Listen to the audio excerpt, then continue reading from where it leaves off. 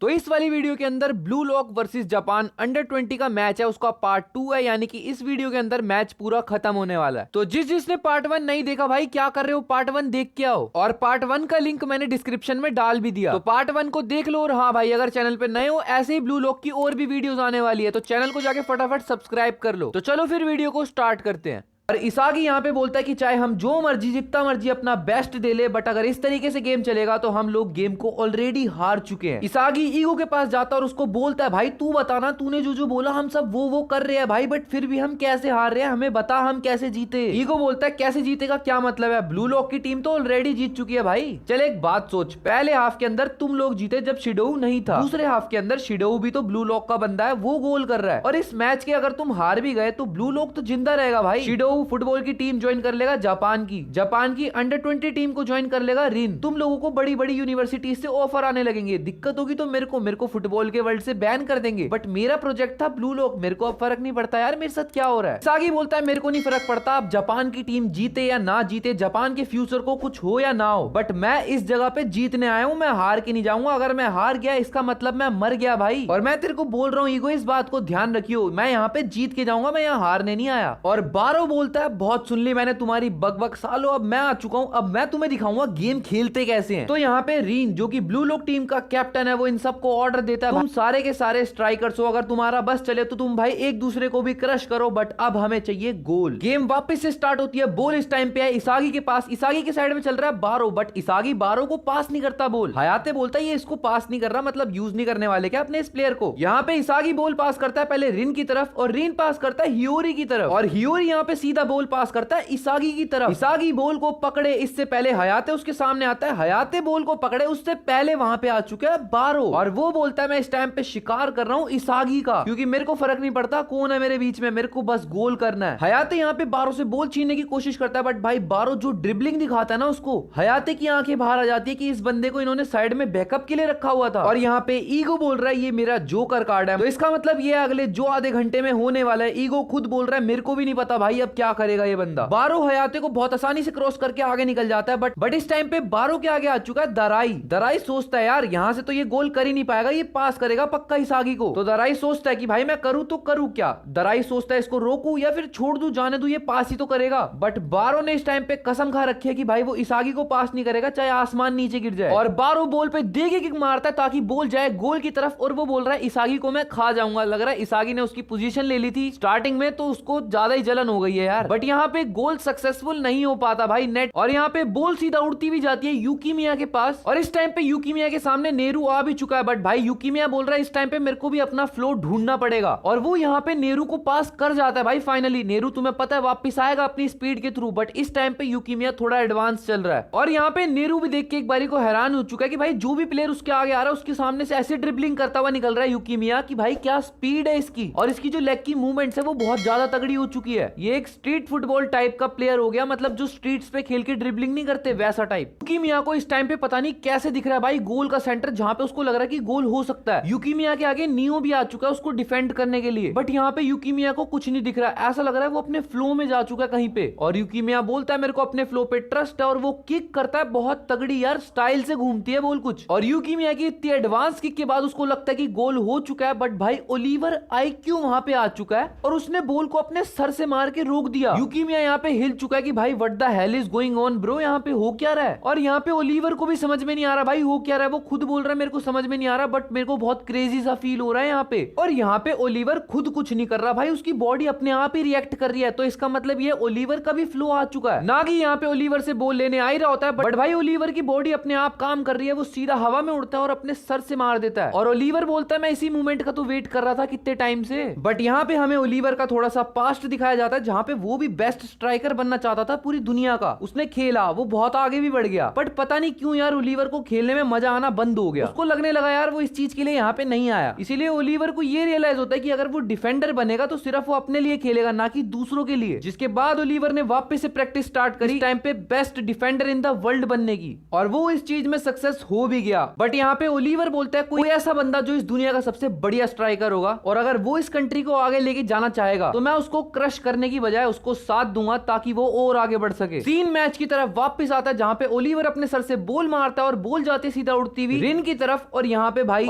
Oliver बहुत ज्यादा खुश है क्योंकि वो अपनी फुल मैक्स वोल्टेज पे काम कर रहा है इस टाइम पे और उसको पूरी दुनिया दिखाई दे रही है जैसे वो देखना चाहता है, यानी कि एज अ डिफेंडर, और उसको सबकी कमियां और बारीकियां सब समझ में आ रही है। और यहाँ पे ओलिवर बोल रहा है ऐसा इसीलिए हो पा रहा है क्योंकि यहाँ पे सारे जितने भी बंदे हैं वो सब के सब अपने फुल पोटेंशियल पे खेल रहे हैं। रिन के आगे एक डिफेंडर आता है जिसको वो बहुत बच्चों की तरह पास कर देता है, बट उसके आगे अब आ चुका है ओलिवर और यहाँ पे ओलिवर के पीछे पहुंच चुका है इसागी। ओलिवर भी बोल रहा है यार मैं इन दोनों से बहुत परेशान होता हूँ, इन दोनों को कॉम्बिनेशन बड़ा बेकार है यार, खतरनाक है। और यहाँ पे ओलिवर यही बोल रहा होता है कि ब्लू लॉक के स्टार्ट होने की टाइम और मेरे स्टार्ट करने की टाइम फुटबॉल को डिफरेंट रही। अगर ब्लू लॉक के टाइम पे मैं स्टार्ट करता तो मैं भी स्ट्राइकर ही बन रहा होता, बट यार मैं बनूंगा यहाँ पे सबसे तगड़ी वॉल और मेरे को क्रॉस करके जो बंदा पास कर पाएगा वो समझ लो इस दुनिया का नया स्ट्राइकर है। और यहाँ पे रिन के पास जो है वो उसको लगाने की कोशिश कर रहा है, बट वो आईक्यू को क्रॉस नहीं कर पा रहा। इसागी बोल रहा है भाई रिन नहीं कर पा रहा, लात नहीं मार पा रहा, इसका मतलब यानी कि ओलिवर आईक्यू और तेज मूवमेंट स्टार्ट कर चुका है। और यहाँ पे रिन जो मर्जी कर ले, जिस मर्जी डायरेक्शन में अपने पैर को बढ़ा ले, बट भाई वो किक नहीं करने दे रहा आईक्यू उसको।